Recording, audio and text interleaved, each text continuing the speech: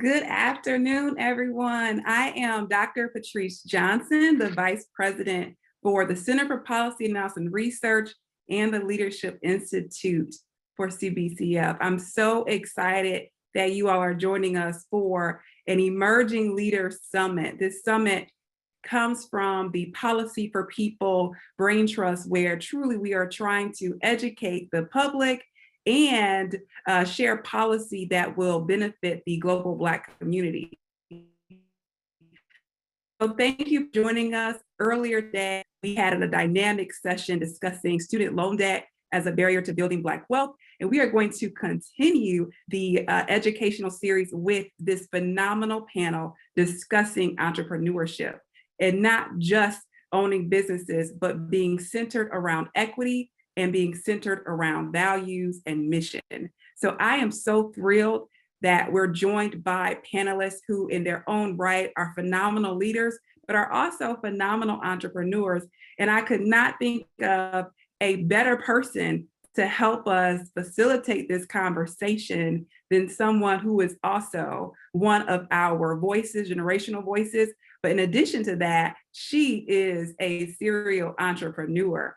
So to start the conversation, I want to introduce you to Miss Angela Yee, a hard worker, a voice for our generation, in addition to a woman who started her career as the assistant to the CEO of Wu-Tang Corporation. And that experience led her to work with internet startups, now Rogers distribution label and clothing brands. Miss Yee then joined Sirius XM satellite radio.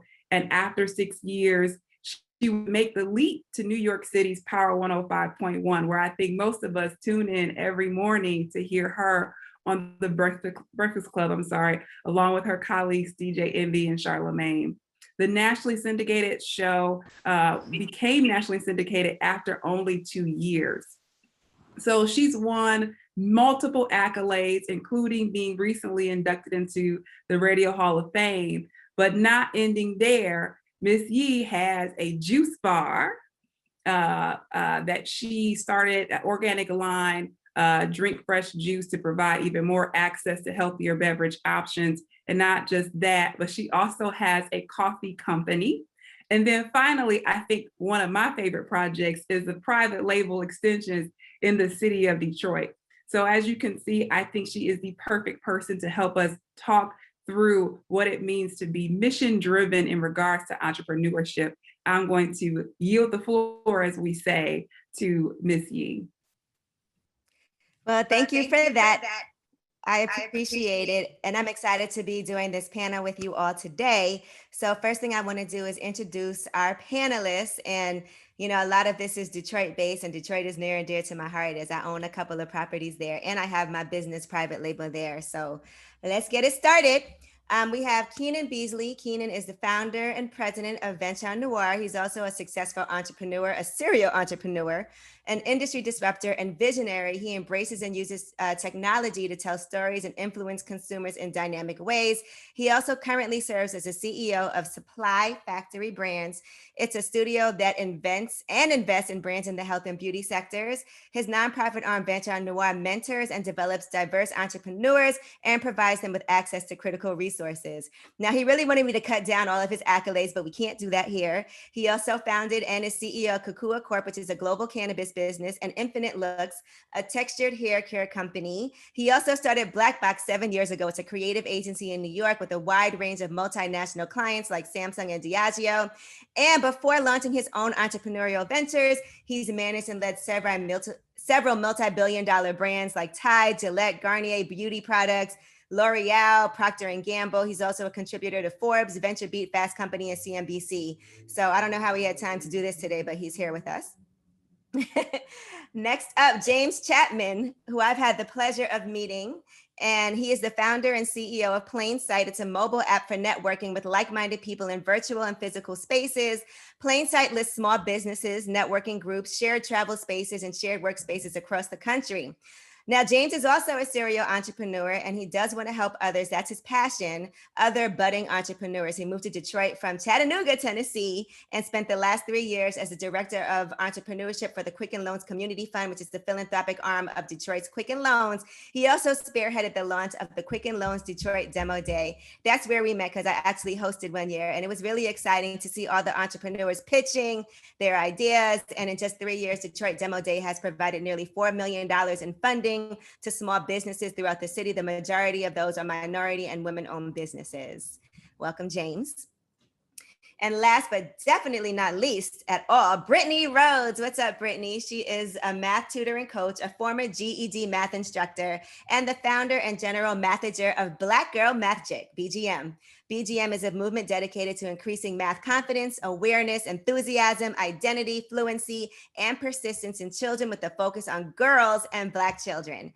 BGM's flagship product is the Black Girl Magic Box. It's the first and only subscription box that's designed to increase math confidence and decrease math anxiety in girls on a 3rd to 8th grade math level. I could have definitely used that when I was coming up. All right, so Brittany's also a proud native of Detroit. Hello, everyone, and welcome. You guys can unmute yourselves. Hello, hello. What's up, everyone? What's up, I know that was a mouthful, and I think it's amazing that we're all on this together. And you guys are so inspirational to me. And the first question I want to get into, and remember, this is a conversation, so if you guys have questions, make sure you put that in the chat, and we'll get to them in the Q&A section. But as an introduction to everybody who's here, because you guys are all thriving serial entrepreneurs, I want to know what your why is. Why do you do what you do? What is the source of your hustle? What is your motivation? I can go ahead, James. I'll take it. So for me, I think my motivation stems from leveling the playing field. I'm someone who is only where I am today because of the unique people that I've been able to meet along the way, and realizing that your network is your net worth.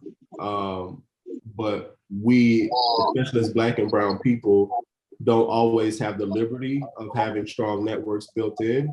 And so just really wanting to create access to human capital so that people can leverage that to be able to do whatever it is that their passion is and that they're trying to pursue. And so that's my overall mission. It's just to level the playing field. Everybody's always saying, if I could just have a seat at the table, or if I can just meet the right person. And so I think I've dedicated my life to trying to help ambitious people, especially the underdogs or people who are underestimated and from underestimated communities, be able to have the ability to leverage their talents by connecting with the right human capital that'll put them in positions to win. And so that's my why. Oh, 1 second now, before we continue with this, and we'll get back to it, I want to kick it back to Dr. Johnson, because we do have another special introduction for the program. That's right. Joining us is Representative Brittany Wilson, and I am so excited to see her there, looking beautiful in pink. Welcome. I want to just briefly introduce you. Congresswoman Brittany Wilson proudly represents Florida's 24th Congressional District. It is one of the most ethnically and culturally diverse districts in the nation, and includes parts of Northwest Miami-Dade and Southward Broward counties. She can be recognized as just doing on the ground work. She's a former educator, which of course I love, elementary school principal, community leader, school board member, and listen, an amazing member of Congress, our friend. And so I want to introduce her and thank her for joining us. Thank you so much. Thank you, Dr. Johnson. Thank you for that wonderful introduction. I had 2 committee meetings this morning, education with the Secretary of Education, and of course, transportation, Corps of Engineers. But I have a speech. Do you want me to make it, or just greet everyone and say, we look forward to the panel. I don't want to set you back. Please feel free to share your speech with us. Okay. Thank you so much for inviting me to join you for part 2 of today's Emerging Leaders Summit. It takes a special person to become an entrepreneur. Entrepreneurship is one of the most creative ways to build generational wealth. 36% of Black small business owners set up shop because they want to be their own boss. 24% do it to pursue their passion. In 2018, 81% of Black entrepreneurs said an opportunity arose that enabled them to strike out on their own. No matter the reason, circumstances, or industry, entrepreneurs have two things in common. They both dream and they do. Achieving economic empowerment is one of the most important issues facing us as a community and a key part of the CBCF's mission. On Capitol Hill, CBC members continue to pursue policies to narrow the yawning racial wealth gap as part of our tireless advocacy to uplift Black people and families. As many of you know, to gain wealth comparable to white high school dropouts, African Americans must complete both high school and some college. In addition to those who do not earn graduate and advanced degrees, achieving financial success and security is often put on hold because of burdensome student debt. Black borrowers on average have to take more loans and have greater difficulty repaying. In fact, 4 years after graduation, nearly half of all Black student loan borrowers owe more than they originally took out due to interest. By the way, the previous session focused on the student loan crisis. I encourage everyone to watch it later if you missed it. Both the CBC and the CBCF are committed to addressing these disparities. It requires proactive policies that reverse the effects of racial discriminatory practices and programs that help improve economic conditions in historically underserved community. It also takes people who are willing to put their economic empowerment in their own hands and take that leap of faith to become entrepreneurs. So ladies and gentlemen, we're certainly in the right place at the right time to examine this issue. As we move forward today, we will explore how you used your passions to fuel your work. We want to learn what's most on your minds as entrepreneurs. What worries you? What opportunities excite you? How can you be best supported? And what's your next act? What does the future hold for growing your business or perhaps starting another one? We also want to learn how others can replicate your success so that they, especially particularly young people, can follow in your footsteps as entrepreneurs. Finally, I'm most interested in hearing from you about what policies we can either improve or put into place to support your efforts. For example, how can we secure greater access to capital to help your businesses grow and flourish? Thank you again for inviting me to participate in this worthy and timely and very vital session. Thank you, Dr. Johnson, and I yield back. Thank you, Congresswoman Wilson. Thank you for sharing your time with us. I know you have a busy schedule. I'm inspired. Thank you. Thank you. Thank you. I will turn it back over to Miss Yee. You got a charge, okay? Listen, we'll pause anytime for Congresswoman Wilson. So thank you so much for joining us. It's an honor.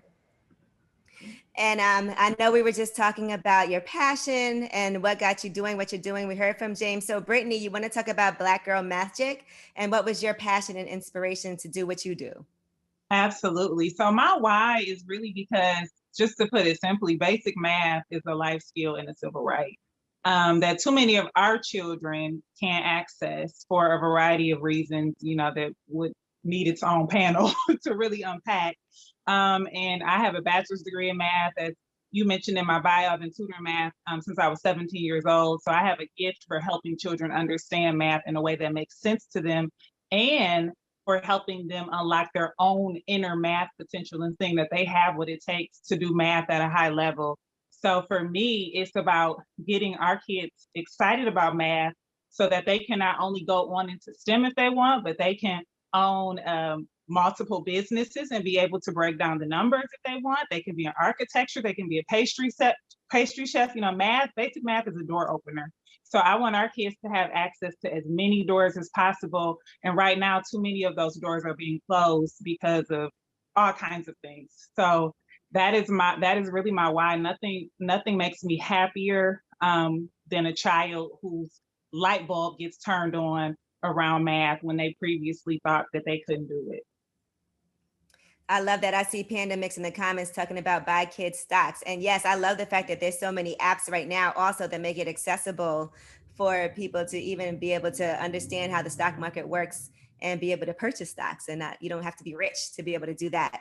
And Keenan, let's kick it over to you. Definitely want to hear your why. Let's talk about Venture Noir and why you funded that and why that's your passion, why you founded that and why that's your passion. Yeah, thank you again, Angela. You know, my passion all around is economic impact. So I think as we've looked at, you know, the fact that this is a capitalistic society, there's a lack of confidence that I've seen within the Black community on how we can actually approach it.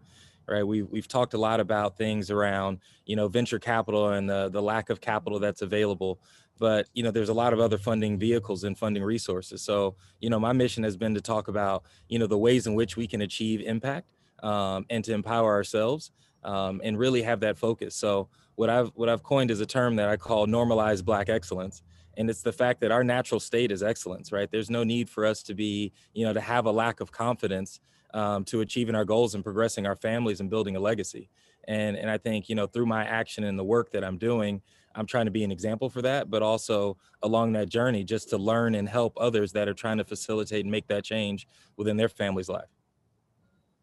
You know, I love that you said that, because even for one of my companies that I started, I ended up doing a deck and learning how to pitch to get some investors, like private ones, and get some loans in that way. And I think it's so important because we also do care about who invests into us, right?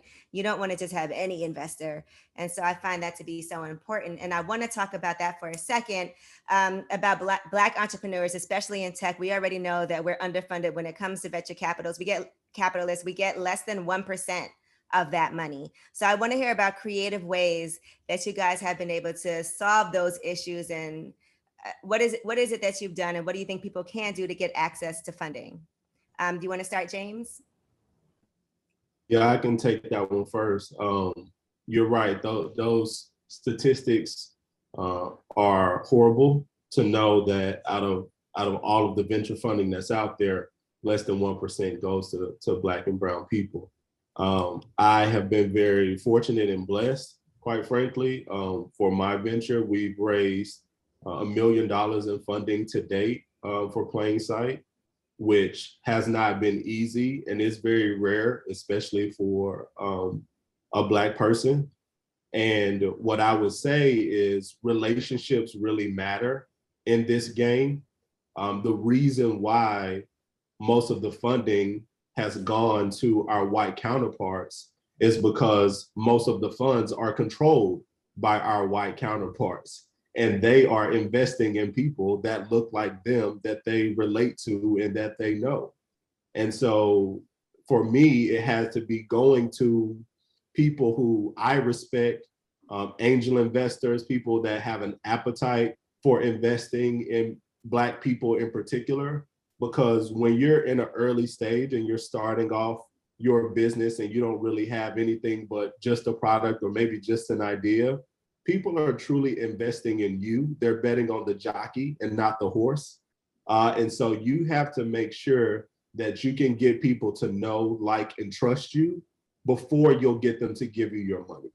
And I think that has been the game changer for me, is just utilizing my relationships that I have, working for people, going the extra mile and being able to do whatever it takes for people who I want to invest in me. And that's paid off in huge dividends. And so I'll let Keenan and Brittany talk a little bit more about like some of those tangible things like crowdfunding and all sorts of things that's out there for people to be able to get funded. But I'll say raising money from angel investors is all about relationships. And the more that you can educate yourself around venture capital, go work for venture capital firms or whatever, intern there, whatever you need to do to be able to start building those relationships, I think it's going to be a huge value add for you and it'll pay off in the long run. Right. Yeah. And Keenan, I know you have some things to say about this, so we'll kick it back to you. And to add on to that, though, James, one person told me that one way that he was able to raise money was tapping back into his college alumni network. You know, if you went to college and you had this network and you paid all that money, he was just cold calling people. And that's how he was able to raise money for that. So you definitely have to politic and tap into your network. And so Keenan, take it from there. Yeah, you know, I'm going to say something that is often not popular, but I think many of us are looking to raise venture capital and we shouldn't. You know, venture capital is a specific funding vehicle that is high risk, high reward, right? Your investors are looking for 5 to 100x multiples on their money. So, you know, a big thing that I talk about within our community is we have to learn to build businesses and not hustles. Right. And when you're raising venture capital, the dollars are about buying speed, and that speed is used to increase the multiple of your business. So if you're a consultancy, right, or you have a service business, that's usually not a good business for venture capital. You have to look at other funding vehicles like loans, right, and work with CDFIs, et cetera. You know, if you have something where you're not looking to exit and it's a family-owned business, again, you can look for support within your communities, right? Where, you know, we have startup engines, lots of other vehicles in that way. But I think what's key for us to understand is that when you're raising venture capital, we have to start thinking institutionally and not programmatically. And what I mean by that is you're looking at how can you secure success of your business? What is the institution of success for that industry? You know, I just came off of a $6 million round on my hair care business. And what I was raising the dollars for was not just to support my team, but also to look at how do I hedge my ingredient buying, right? How do I make sure I'm buying future to protect what that product is, which is my IP, my intellectual property. So I think we have to start to approach venture capital from a way in which they understand, and not just based off of our passion, but on a way in which we can generate a multiple return for that investor. And that's something that's not often talked about within our community. Right. Brittany, what's your experience been? Yeah, so I have actually taken $0 in venture capital and angel investment on purpose. And so I'm happy that Keenan brought that up, because if he hadn't, I was going to. You don't necessarily need to take venture capital. It depends on your model.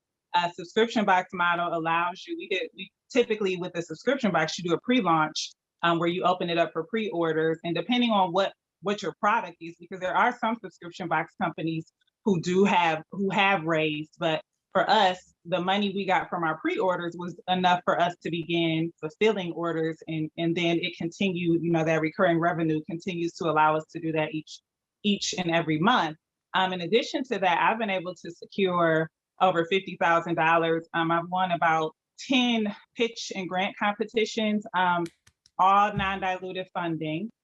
Thank you, all non-dilutive funding, because I'm purposely seeking out those opportunities, as Keenan and James mentioned, for organizations that, that are looking to fund, Black-owned businesses, women-owned businesses, STEM-based businesses. There's so many opportunities now to get funding from corporations and from government, from different organizations that are looking, they're finally understanding, right? The question you asked, the plight of the Black community in terms of raising money to grow sustainable businesses, to Keenan's point, not just hustle.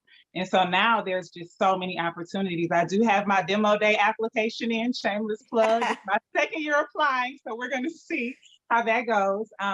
But yeah, I've been able to fund my business, not only through running the business and having customers every month, but also through these non-dilutive opportunities. So I definitely want to impart that to anybody who is interested, in starting a business, or is at the beginning and they're like, dang, do I have to go the venture capital route? You don't. Mm-hmm. Yeah, well, Brittany, sorry, can I put one point in on that? Just because I think the venture capital conversation dominates our community. so much, and it's tough. It's one of the hardest vehicles to raise. So I always like to tell people that only 2% of businesses, right? I think it's even less than that in the country are backed by venture capital. So that means 98% of the other businesses are getting funding in other ways. So don't feel defeated if you're having difficulty with venture capital. I don't want that to stifle our community. Right. I've never even wanted to get venture capital funding. And I've also never really wanted to have to give up a percentage of my companies unless it was something that really made a lot of sense to me and our goals were aligned. So I want to, since I see some questions that kind of relate to this in the Q&A, and one person is asking, Nick is asking, how viable is equity crowdfunding when the community you want to raise through has limited disposable income? So does anybody want to take that one? I'm not sure if anybody ever here has done any type of crowdfunding or has information. I mean, personally, I think it's a great vehicle for our community just to start to play and learn and show support. I think what these, online tools and systems allow us to do is invest without being accredited. And that's really the main benefit because, to be an institutional investor, you have to have a certain level of net worth or an income at a certain rate that sometimes is not, available within our communities or within our friends and family network. So I think it is a great tool, but, I always want to caution people that are playing in that, know that it's extremely high risk and you really are just supporting that founder, right, in that business. And it's all love-based. I don't want us to ever invest our last dollar, right? You're take it as a calculated risk and know that you really are supporting, the James, the Angelas, the Brittany's of the world, and not necessarily going to get, rich off of it. And what do you think about expecting your friends and family to support you? Because I know a lot of people who are entrepreneurs venture out there, put themselves out there, and then they can be disappointed when they're not getting the support that they expected to get from their own community. I would love to hear what you guys have to say about that.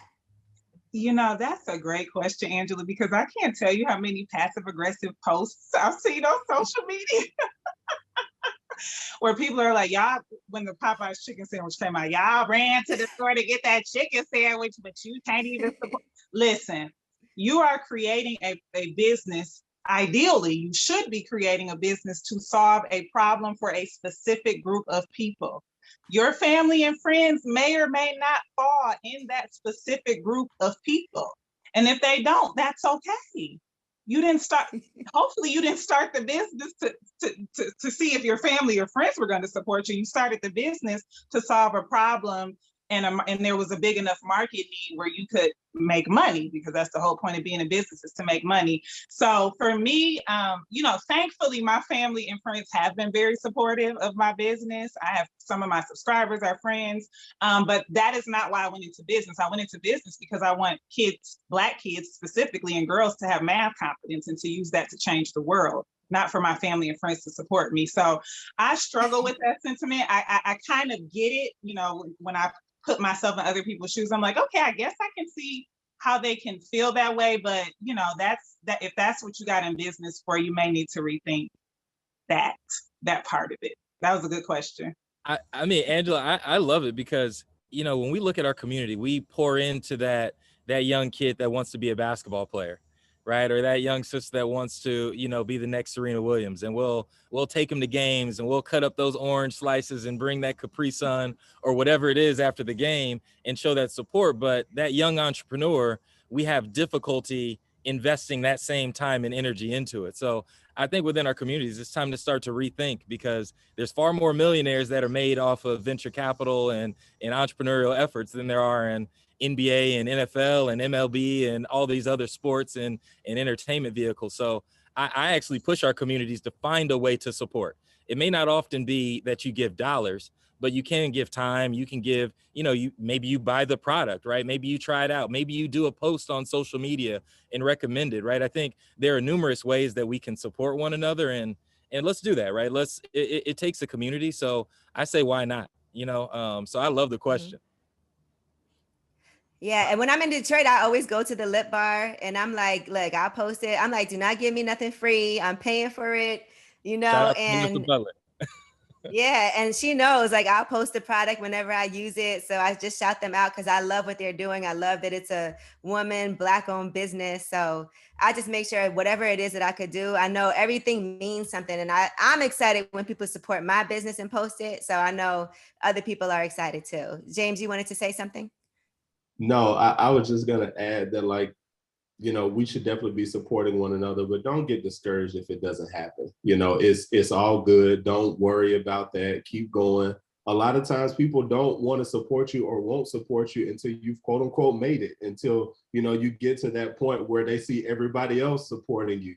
And so, don't worry about that, because a lot of times, or sometimes your close friends and family may expect a discount, you know what I mean, with what you're doing and all of that. And so, don't discount your products and services just to be able to, help your friends and family. And also don't get discouraged if you don't get that support that you're looking for. It's all good. And sometimes they don't even realize it. People are really busy with their own lives doing things, and it may not be intentional. And so I try, like, you just can't get offended by those things. You got to do your business like you're doing it for trying to be successful and not expecting anything. I try not to have those expectations. And so along with that question, Kimberly had a question. How does a person maintain a business if they don't have clientele or clients? What suggestions would you give them? Go get some clientele and some clients. Yeah. I see. And that seems like a marketing and branding type of question. Like, how do you even get started if you don't have a large following and you're trying to get clients? What are some suggestions? Well, I think what's key to acknowledge is that's not a business yet. That's an idea. And I think what we have to do is there's lots of accelerators that are built to help people with that, right? So Venture Noir right now has a cohort that's kicking off in August, which is about helping people go from idea to first dollar. And I think it's important. Like, it sounds like this individual is trying to get to their first dollar, and that is difficult. But I would say team up within your community and find some groups that can help with the training of that, because right now it's still an idea, and it's not quite a business yet. All right, moving on, I want to ask you guys this. As we've seen with everything that's been happening during the pandemic and the whole racial reckoning that's been going on, a lot of companies are talking about diversity, inclusion, and I want to get your thoughts on making sure that we hold some of these corporations accountable, and how can we make sure that this is not something that is temporary. Okay, I'm just trying to be down and make sure that I still get that support from the Black community. How do you make sure that you really are spending your money with companies that care about the community, or do we care about that? I want to get your thoughts on that.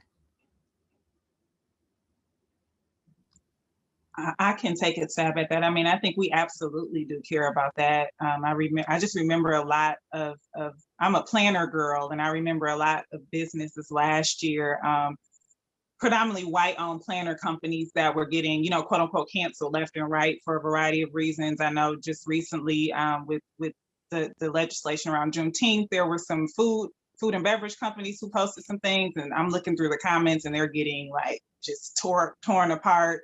So, I think we're at an interesting time in our community. And for me, my business is called Black Girl Magic. So I'm very, very focused on the health and well-being and education of the Black community. And I'm very unapologetic about that. And part of that is, to me, supporting organizations and businesses and things that, actually care about our issues and our circumstances. In terms of how to keep holding them accountable, I mean, I think the best way to do that is with our dollars. Because money talks. I know we don't boycott like previous generations did and really mobilize in that way on a large scale, not, generally speaking. But I think if we can just continue, to look at who's on the boards of these organizations, who's in the leadership, how are they showing up when they do have a misstep? Perhaps how are they rectifying that issue, if at all? How are they responding to reviews, tweets, Facebook posts, Instagram posts, etc.?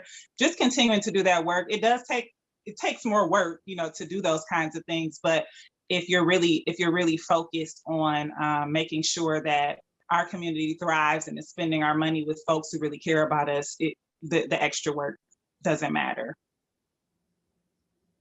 Yeah, I think it's a great question, Angela. I mean, public atrocities historically have always been a motivator for our community, for us to kind of rally together, and force accountability. I think what tends to happen though is we burn out, right? It's emotionally draining, and we lose steam. And I think this is where, mental health and a lot of push for that. And I know, Angela, on your show, you talk a lot about that, with your co-hosts.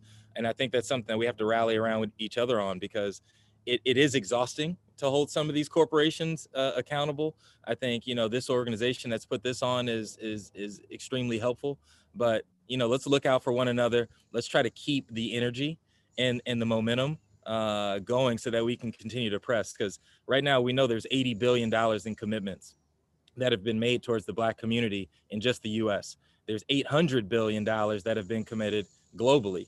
When you look at banks like Barclays, et cetera, those that were, part funders of the slave ships.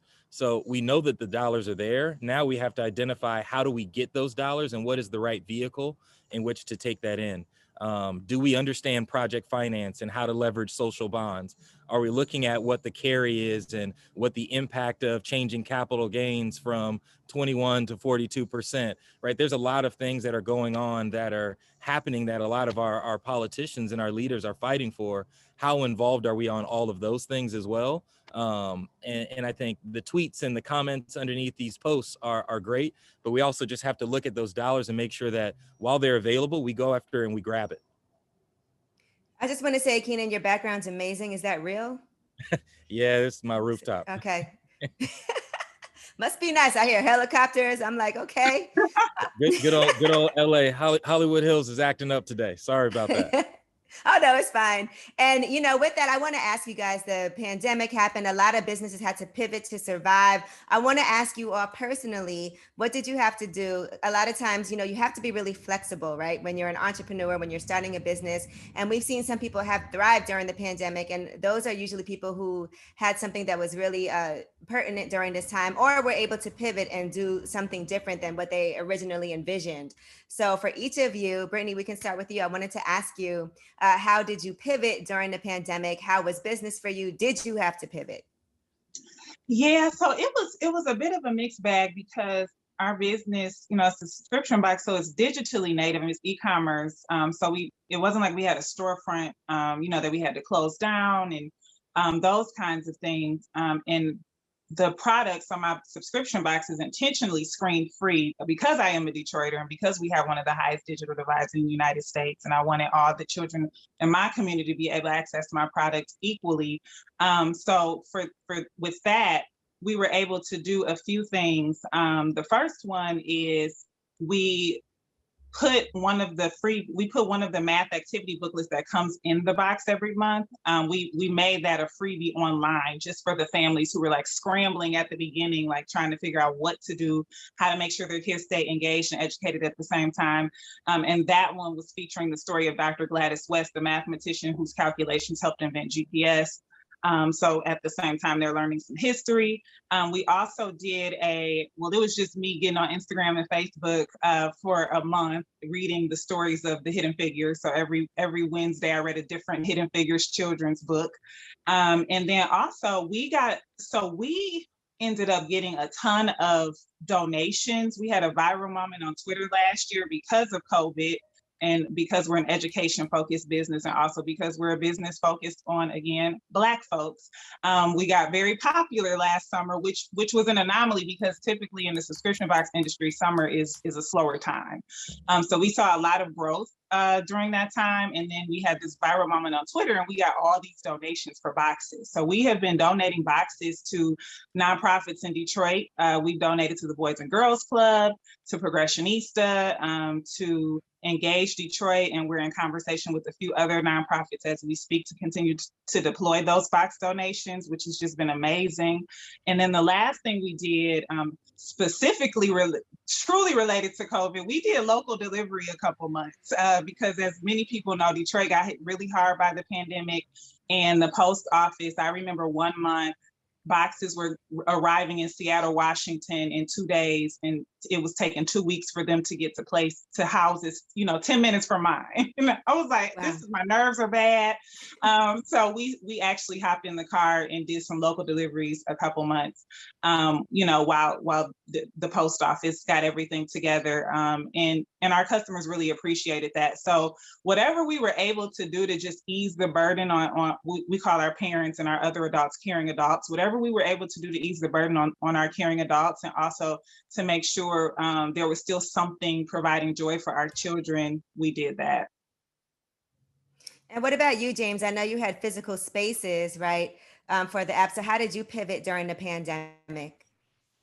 Yeah, I mean, I felt like a dummy launching a business 5 months before the start of a global pandemic so that people can make, relevant and quality connections at networking events and co-working spaces, right? And so, I know all about pivots. When the pandemic first struck, we thought about quitting and giving up, to be quite honest, because we didn't know how our product would be useful in the current state of the world. But we're pretty stubborn. And so we just continue to try to ideate and figure out how we could push forward.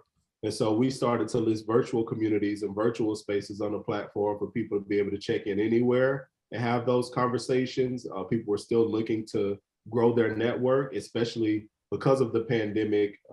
Professional network growth has declined by 17%. And so that actually ended up being pretty beneficial for us in a way. We ended up being named Apple's App of the Day last quarter. We launched on Product Hunt and we were number 3 product of the day. And so we just kind of innovated and tried to meet the world where it was. And now we're a hybrid platform. We never planned on being a hybrid platform. We never planned on doing anything virtually, but we had to stay alive. And one of the other things that we did was started to list the clean and safety precautions of these physical spaces that are listed on our platform, because a number of people were wanting to know ahead of time before they even got there what to expect. And that also paid huge dividends off for us. And so, it was a lot of throwing stuff up against the wall to see what sticks. But really what ended up paying off for us is just talking to our clients who are also going through pivots at the same time and figure out how we could best serve them. That's great. And then Keenan, for yourself, was there any pivots that you had to make? I think I was fortunate where I didn't have to make any pivots. I think what I did have to do was manage cash flow a little bit differently, just given the delays that were taking place. And so part of what we teach at Venture Noir is really a process around ensuring that your business is healthy. And so looking at the metrics of your cash flow so that you can withstand some of these unforeseen events that take place, because it's just the world, it's life, it's business. That's what happens. And I think you want to just try to protect cash, at all possible, make sure that you're not overextended and over leveraged. So, we were fortunate with that, but we definitely did some things like, cut down on some digital spend, right? Cancel some events to make sure that we were okay. We started to stock up a little bit more on inventory, for example, on my hair care business. But, every business is a little different. I think you just want to kind of get back down to the fundamentals of what is it that you need to ensure that your business is healthy. And I think all of them are slightly different. And they may not need a pivot per se, but more of just a tweak. Sometimes it's all about edit and amplify on your business, versus just a complete full change. All right, now we have a question from Jared. The question is, what would you say the work of entrepreneurship has cost you personally? I'm sure there's a lot of sacrifices that people here have had to make. And so what are those sacrifices? What are some specific things that you can share with us? I can take this one first. Yeah, I heard Keenan say sleep, so I'll go that one too. Sleep. I would say relationships. Entrepreneurship can be a pretty lonely game. You have to be a very driven and focused individual to be an entrepreneur. Not everyone gets that. Not everyone is willing to sign up for that. And so romantic relationships can be hard because of that. Even friends and family relationships can be hard. There's been many nights where my partners are hitting me up like, yo, let's go kick it. Let's go do this and let's do that. And I'm like, but I got to look at these spreadsheets. I got this presentation tomorrow. Like I got whatever. Like I can't do that. And so, you know, you do have to make some sacrifices as it relates to your lifestyle sometimes, and that just is what it is. But you know, you have to ask yourself, is it worth it? And if you feel like where you're going it's worth, you know, missing out on some of those things, then do that. And then also, you know, make sure that you communicate with the people that love you and care about you, to let them know you have a vision, you have something that you're trying to accomplish that's going to make them very proud, and just ask them to support you in that, because sometimes missing out on some of those things can make you feel away. That's the story of my life. I wake up at 4 a.m. every day for work, and you know, it's hard for me to go out. You know, I think for me, Angela, it was, I had to get to the point where I was more driven and passionate about what I was doing than I needed the comfort of what my regular life was. And so it was really just a shift in my mentality that I had to have. So I think, you know, there's we laugh about sleep and relationships, but just your normal comfort of sometimes when you have a regular 9 to 5 where you know you're going to get paid at the end of the month and you have your benefits, there's a comfort that comes with that you know, at times, like, that's what's important for us, right? If your family is the most important thing, what you want to have is comfort and stability for them. But if you get to the point where, you know, that's not enough, and you are really passionate about, you know, whether it's math, whether it's community, whether it is hair care, whatever that ends up being, that starts to then take precedent, and it doesn't feel like a sacrifice. It actually feels like a sacrifice the other way when you're not doing it. And so, you know, sometimes I say, a lot of us, it's what's your why, which was what your first question is, on why are you an entrepreneur? Because a lot of us are jumping into being entrepreneurs because we think we're going to be rich. That's like the one thing that's not guaranteed. What is guaranteed is you're going to work your ass off. So you better have passion to do that. And it can't be so outcome based. You have to really love that journey. So I say just shift your mindset so it doesn't feel so sacrificial at times. Yeah, that was really really good, Keenan. So yeah, you're definitely, in addition to what James mentioned as well, you're definitely sacrificing in some instances regular income. And I will also say, as a woman, so you can't tell because I'm sitting down, but I'm 7 months pregnant right now. Definitely can't tell it all. And you know, even getting, this will be my first child, first time mom. My husband and I both our first kid. So even trying to think about what maternity leave looks like right now, right? I don't have a traditional job where I can just take 3 months off or 3 weeks off or whatever it is right now that is available, and just be completely off, you know, and just be having that time to bond with my baby. I have to really think about, because I have a product. I don't have a service that I can just say, all right, y'all, I see y'all, you know, in 2022. I have a product that ships monthly. And so really been talking a lot with my family and my team about what does that look like? Do I even get to take a full maternity leave? I don't think so. I think it's going to be more of a maternity pause, and what that looks like, and just trying to get more systems in place and get more folks on the team to help do some of the things that I do that I don't necessarily need to be doing. So it's also thinking about that. If you are interested in starting a family, I know this is for emerging leaders, so you may or may not have a family already, and that may be something you aspire to have, and you should absolutely have that if you want it. But thinking about what that looks like, you know, when you're pregnant and you're like, wait a minute, wait, we gotta have a baby, and we're gonna be up, you know, we gotta figure all this stuff out. So it's even those kinds of things that, you know, the stability of a 9 to 5 or a job where you have a team that can kind of catch you when you're not there, to support, you know, in a corporate or, you know, like a nonprofit setting. I don't have that right now. I have a team, I have help, my family is wonderful, but I still have to think about, it's an additional thing to many things to think through, to make sure that the business still continues, because as great as my customers are, they pay money, they want a product, and they should be getting a product no matter what. Well, first of all, congratulations. Thank to you and to your husband on the baby on the way. You know, someone who works with me, she just had her first baby also, and she anticipated, oh, I just need a couple of weeks. And I'm like, girl, take as much time as you need. After that couple of weeks was up, she was like, it's actually, I need a little longer than this. I don't know why. So take the time that you need, because that's really important. I know a lot of times we feel like our business can't run and function without us. But if you're honest with your customers and you have, things in place so they're aware of what's happening, but, definitely give yourself that time. You deserve it. And we are about to run out of time. But the last thing that I wanted to ask you guys is about rates, right? One person asked in the comments, when providing a professional service, what are your thoughts about the rate that you provide in proposals? Do you go in higher than you want? Do you go right where you want it to be? Do you negotiate? What are your thoughts about rates?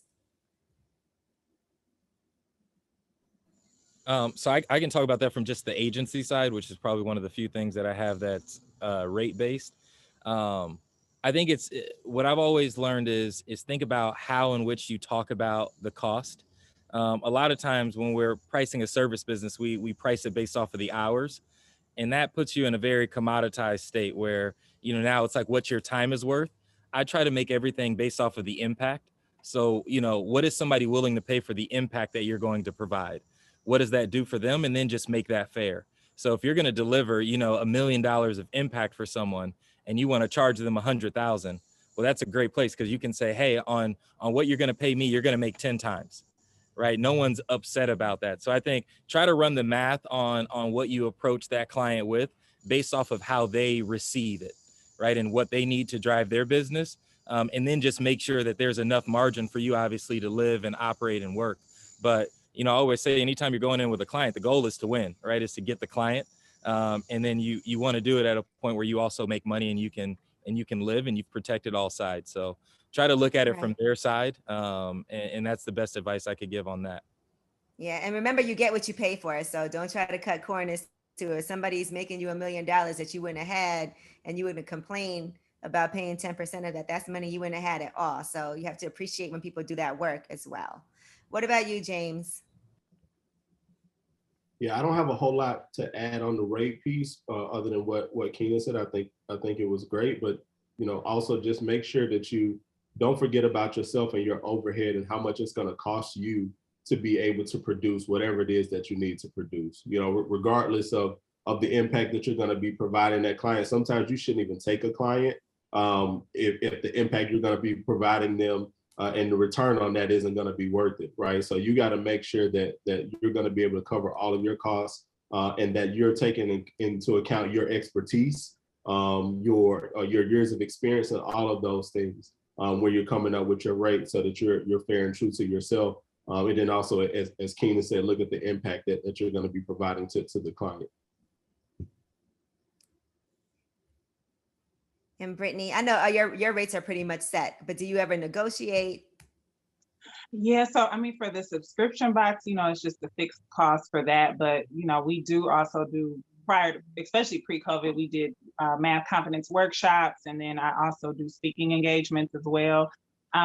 Keenan was on another panel I'm part of HBCU VC, which I recommend everyone check out in terms of venture capital for Black-owned businesses, although I'm not taking venture capital, but they have a great program.